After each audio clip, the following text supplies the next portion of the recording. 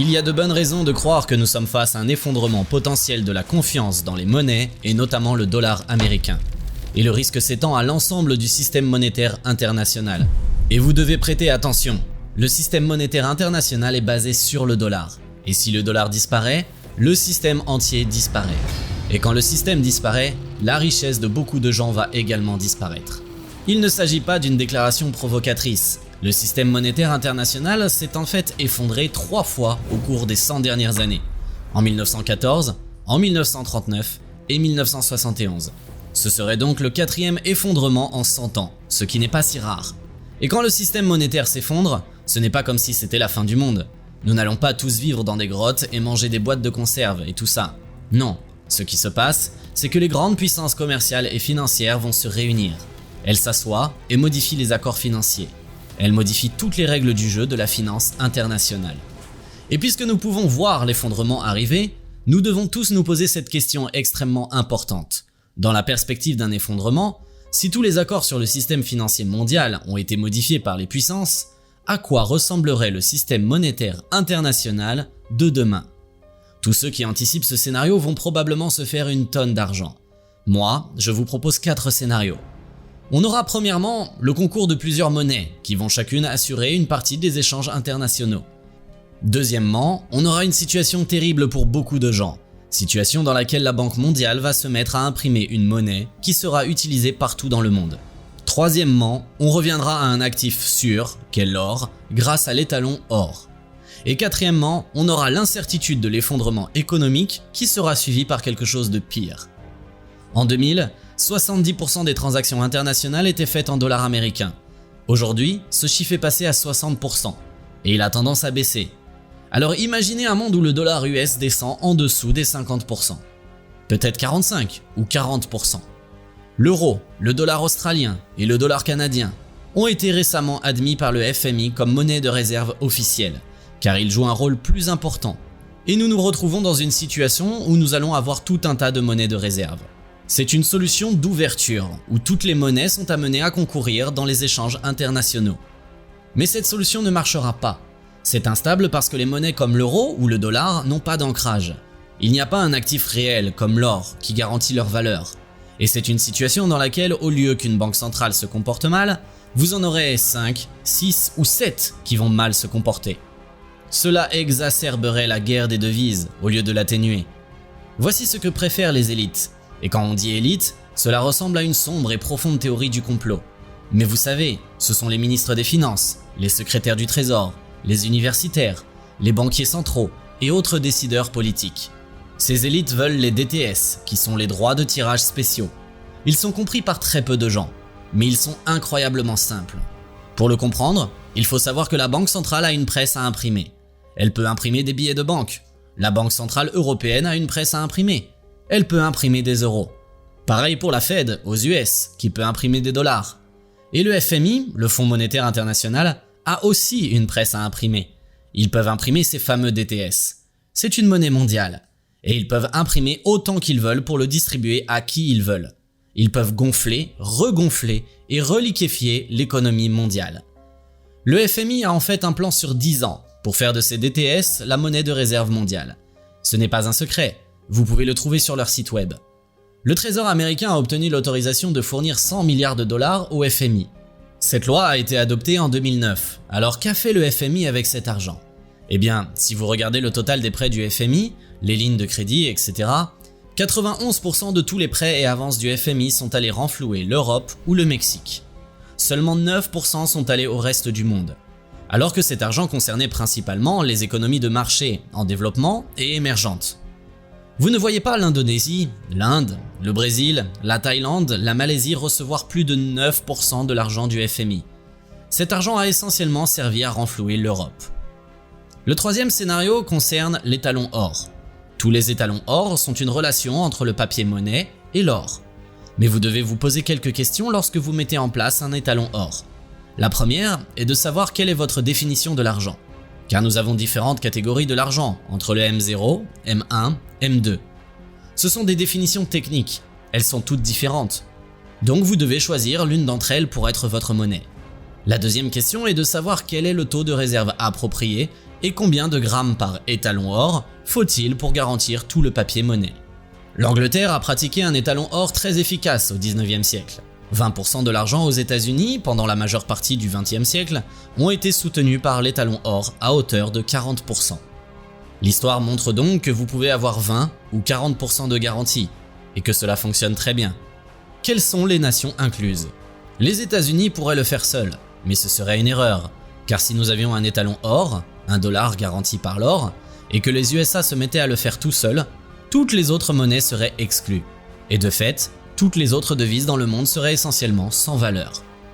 Personne ne voudrait autre chose que le dollar, ce qui serait extrêmement déflationniste, parce que les autres monnaies ne seraient pas désirables et cela répéterait la gaffe faite par Winston Churchill en 1925.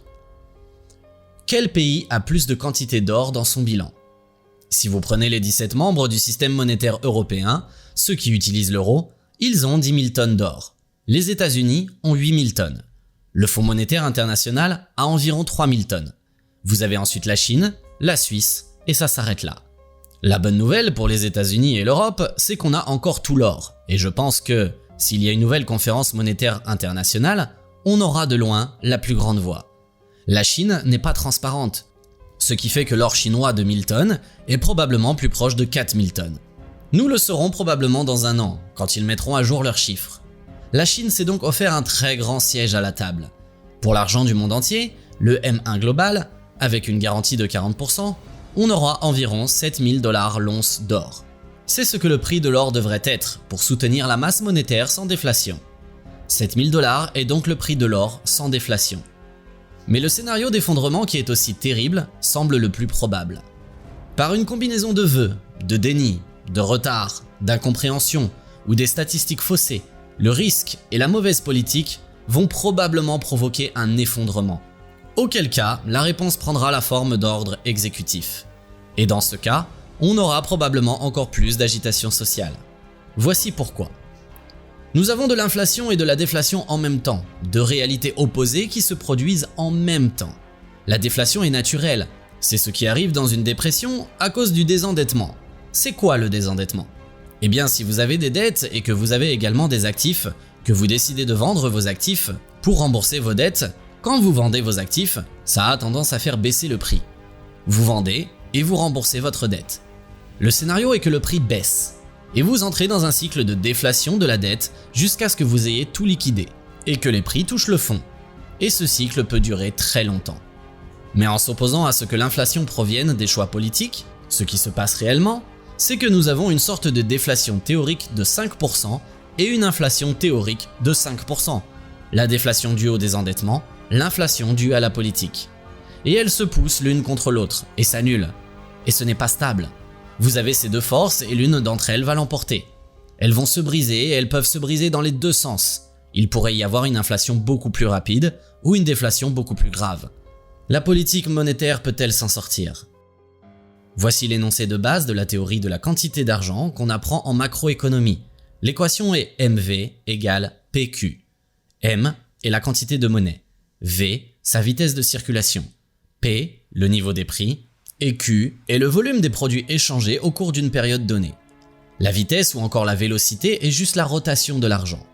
Si je vais au bar ce soir, je laisse un pourboire d'1 € et le barman prend le pourboire et prend le taxi pour rentrer chez lui. Et le chauffeur de taxi prend la course et met de l'essence. Dans sa voiture, cet euro a une vélocité de 3, parce que 1 € a supporté 3 € de biens et de services, le pourboire, le taxi et l'essence. Mais si je reste chez moi et ne dépense pas d'argent, mon argent a une vélocité de 0. En d'autres termes, si vous n'avez pas de vélocité, vous n'avez pas d'économie. Donc en gros, la masse monétaire, c'est-à-dire la quantité de monnaie, multipliée par la vélocité, c'est-à-dire la vitesse de circulation de l'argent, est égale au PIB nominal. La valeur brute en argent de tous les biens et services dans l'économie et le PIB nominal ont deux parties. Q, qui est le volume des produits échangés, et P, qui est l'indice des prix. Alors, inflation ou déflation? En réalité, c'est psychologique.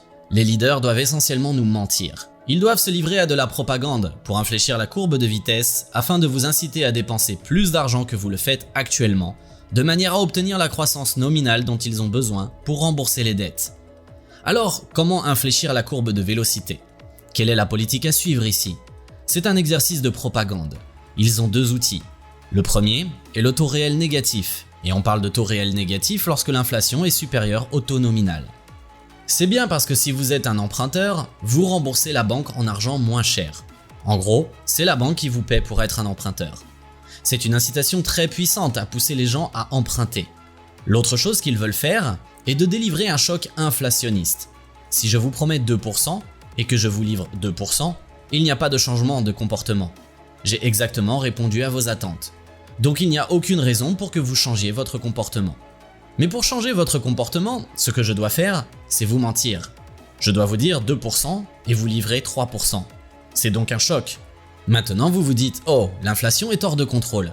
Je ferais mieux d'aller acheter une maison, une voiture, n'importe quoi. » Cela change donc le comportement. Ce qui constitue une puissante incitation à emprunter et une puissante incitation à dépenser. Tout cela par le biais des taux réels négatifs. Et l'idée est de relancer la machine à emprunter, à prêter et à dépenser, d'essayer de ramener le PIB nominal à la tendance, de le rendre auto-entretenu par la politique du renflouement, de substituer le PIB réel au PIB nominal. C'est ce que la Banque centrale essaie de faire, et elle va échouer. Ensuite, lorsque vous les voyez échouer, il est très facile de prévoir la politique monétaire, car ils vont simplement en faire plus jusqu'à ce qu'ils obtiennent ce qu'ils veulent. Et pourquoi veulent-ils créer de l'inflation ? Quel est le problème avec une petite déflation ? Eh bien, voici ce qui ne va pas. C'est en fait le pire cauchemar des banquiers, du gouvernement. Vous savez, les prix montent, les prix descendent.